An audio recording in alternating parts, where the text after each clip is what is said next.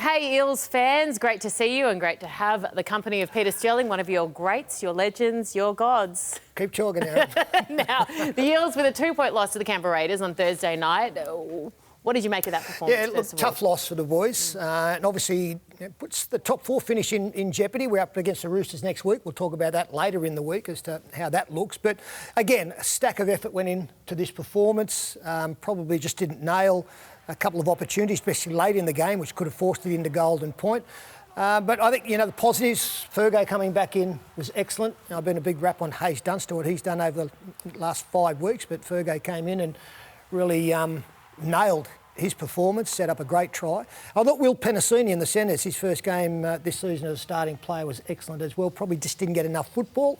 So I think this, again, as in every loss, plenty to learn out of that game.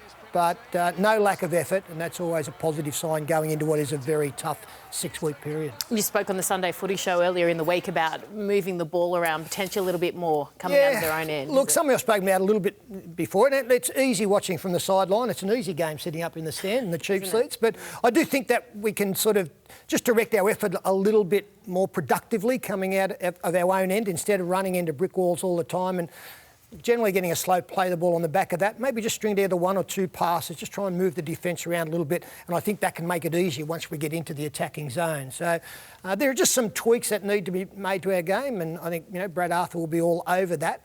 But again, we've got some really good tests coming up over the next month and a half. Probably failed one on the weekend against the Raiders, but I haven't lost any optimism for what is to come. OK, well, that's good to hear, Peter Sterling. Thank you very much. And Eels fans, make sure you tune in and get the preview of this weekend's match coming up later in the week.